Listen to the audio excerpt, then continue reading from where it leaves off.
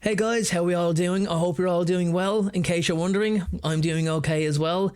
Well, it's only been a day or two since the last upload, so nothing has really changed for me. You might notice that in the last video I had a hat on, and in today's video I've got no hair product in my hair. I'm kind of having a hair product free kind of week. Let the natural oils go back into the hair, so this is probably why I look a lot different on today's video and yesterday.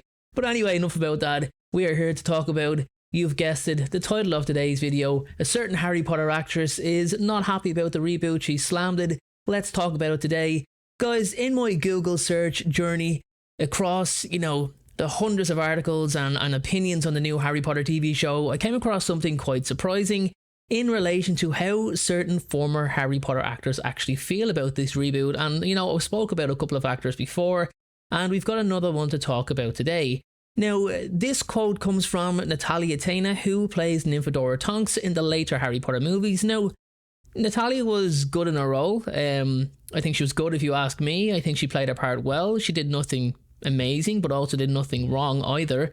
I would have loved to see her fight to the death with Bellatrix Lestrange, but it wasn't included in the movie. Maybe that's something we might see in the TV show. But again, Natalia's performance, in my opinion, it was just, an expected good level of a performance. She can only do what she can do with such a little screen time. But anyway, during an interview, Natalia was asked about her thoughts on a Harry Potter reboot and someone else taking on her character of Tonks, to which she replied, "If they do recast, they deserve to die. No, it's terrible." Now, obviously she was showing some sarcastic humour there, guys, so don't take that, don't take it to heart, don't take it seriously. Do not take it literally. I'm after saying this, 3 different variations of don't take it to heart. But anyway, so she follows with that, no, it's terrible, as in she thinks it's a terrible idea to reboot the series and recast the actors, and there's no real explanation as to why she feels that way, if I'm honest. My guess would be that she thinks the movies should be left alone, that they're still fresh, maybe, what are they, maybe 12 years old now? I think the last movie, 2011, 12 years old. I can understand her point. It's pretty important, to not ruin what's already been pretty solid. I mean, if you just look at what they've done with the Peter Pan story, has anybody watched it, the new Peter Pan movie on Disney? They absolutely ruined it. Disney just ruined it. Another one ruined, another movie, another franchise ruined. I mean, if you go back to 1991, Hook was absolutely brilliant. It's a great story. I have fond childhood memories of watching it at Christmas time, and even, off-peak times as well during the year. Peter forgets who he is, and Captain Hook comes and takes his kids, and, Dustin Hoffman was just brilliant as Captain Hook. Even the 2003 Peter Pan was really good, and Hugh Jackman as Hook in 2015's Pan was better than what I watched the other night, guys. It was, and I know that Pan was slammed by critics as well. But, anyway, let's not veer off topic. But let's hope it will not be the case with Harry Potter. It's going to be a very delicate project that needs to be handled correctly. I mean, they have the blueprint in the book, but you just have to look at the Percy Jackson story, the Percy Jackson franchise, on how not to adapt a book to a movie. And hopefully the TV series is going to, just right a lot of wrongs of what happened with Percy Jackson. So it's not just Natalia against the reboot, guys. Several other Potter stars have voiced their displeasure at the thought of a reboot. For example, Warwick Davis, who played Griphook and Professor Flitwick, wants the story to be left alone. Even Bonnie Wright, who played Ginny Weasley, wasn't keen at all on the thoughts of a reboot. She believed those 8 movies need to be, left alone, preserved like time capsules, to be cherished as the years go by, to be watched with families whenever they wanted to do so. And it was something that, like a catalogue that people and families and younger generations can always go back to, that they don't need to be remade again for younger people to find them. And from a certain standpoint, I can understand it, not to talk about myself too much, but I do try and see a lot of other people's point of views.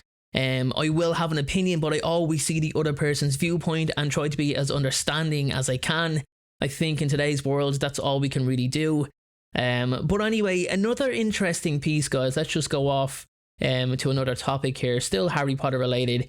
And that is news on if Daniel Radcliffe was ever to return to the world of Harry Potter. Now, let's just be honest here. Daniel has obviously distanced himself from a return to Harry Potter and feels as if his time as the boy who lived is done, long gone. It's completely over with. However, he did say in this interview that he knew a remake was inevitable, but what he wasn't counting on was just how soon the remake has come. He thought it was going to be another maybe 10, 15 years before Harry Potter would be revisited again, because, you know, Daniel at that time would have been about 45 and he would have been, 11, 12 when he first took the role, so it's like 30 years.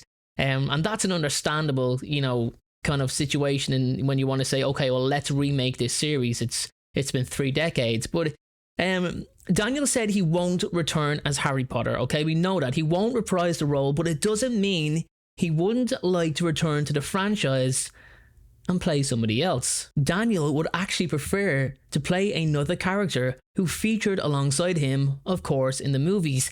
He said, I would probably want to go with Sirius or Lupin. Those were always the 2 characters that I was like, they're great. It's not just because of the love of those characters that Daniel, you know, wants to play them, but it's more so for the actors who played them. Gary Oldman, for example, he played Sirius Black and he was a massive role model and an influence on Daniel's life, so much that he was incredibly nervous when he was shooting around him.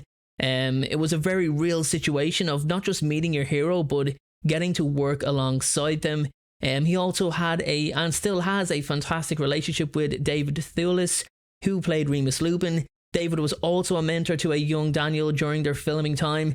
So, you know, I think it shows that he wants to pay homage to 2 great actors who have been a great influence on him. And if I'm honest, guys, I listened to the whole podcast and Daniel seemed to be, if I can be honest, speaking quite hypothetically.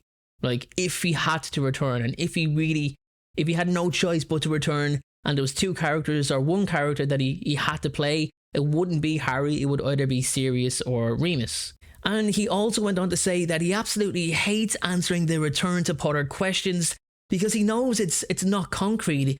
Not even concrete, that's like a bad description. But like nothing is even in the works. Like there's no Harry Potter discussion whatsoever. So as soon as he answers them and if he says something like, yes, I'd love to go back to Harry Potter, you know, the rumours start flying everywhere and everyone is just like, oh my god, Daniel Radcliffe is coming back to Harry Potter. It's back, it's coming. And we're getting Harry Potter all over again, and then it just goes radio silence because the rumours were just never true. In Daniel's words, he has never received a single phone call about returning to Potter since he's finished filming The Deathly Hallows. Not one phone call, guys. Nobody has tried to contact him whatsoever, so it really highlights just how powerful the fan base is at fueling rumours. But, you know, it remains to be seen.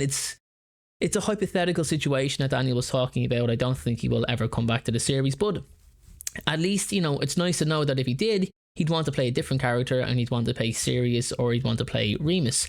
Anyway, guys, let's move on to our final piece of news for the day, and that is some light has finally been shed on the teaser that we got for the announcement of the Harry Potter reboot. Now, I lightly addressed this in my last video, that the whole premise of the show was to be new, fresh, authentic, and an overall different take on the books, and a different take, you know, going away from the movies, while remaining loyal to the story. And if you look at the teaser trailer, we literally got none of that. We got the old logo, we got the old, already established shot of Hogwarts, you know, the golden overtone and all that. Quite a familiar photo. And then, of course, we had the famous Hedwig's theme play over it. So, yeah, that's definitely not new.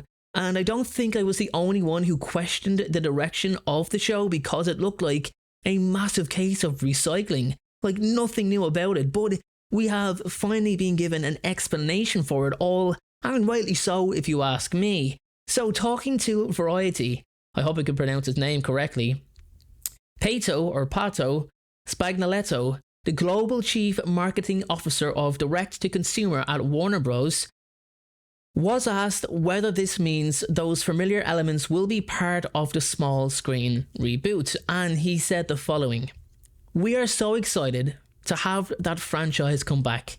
It's really entertained so many of us in the last 20 years. It's so early on, honestly, that I don't want to mislead you one way or the other. We are just starting on the journey of what the content will look like, how it will be produced and shot. Okay, so he's clearing a couple of things up, but he really gets specific here. He says, and obviously, the marketing point is intended to reflect the actual content. So what we showed on the screen was just an illustration of the history and richness of that. And it is not necessarily an illustration of what we plan to market and how we plan to market the new content. So, yeah, he's completely cleared that up. Basically, guys, in other words, they have nothing to show yet. And this was just a way to get subscribers or viewers or fans excited about what they can expect from the new Harry Potter franchise TV show on Max. So they just threw it all together. They said, look, we want to make this announcement. We don't want to make it with just, a public statement. Let's, throw a little bit of a teaser in. Let's get the Hedwig's theme. Let's get the Harry Potter font. Let's get people, excited about this. But it doesn't necessarily mean that that is the font they're going to go with. That's the logo they'll go with. That's the, the music they'll go with. I think they will have new music. And I think they will, give Hogwarts, not an overhaul, but, an update. Maybe something similar to what we've seen in Hogwarts Legacy, where they just completely expanded the whole castle and the grounds. I would really, really love to see something like that. Basically, they just wanted to target the nostalgia fan base and, get everybody hyped up about it. But at least that clears everything up about the teaser. We know we will get a new, fresh face logo and, content. But anyway, guys, that is all for today's video. Back to a few lore explanations from tomorrow, maybe Friday onwards. Guys, thank you so much for watching. I appreciate your viewership. And look out for the next video because it just might be a little bit better than this one. I'll see you soon.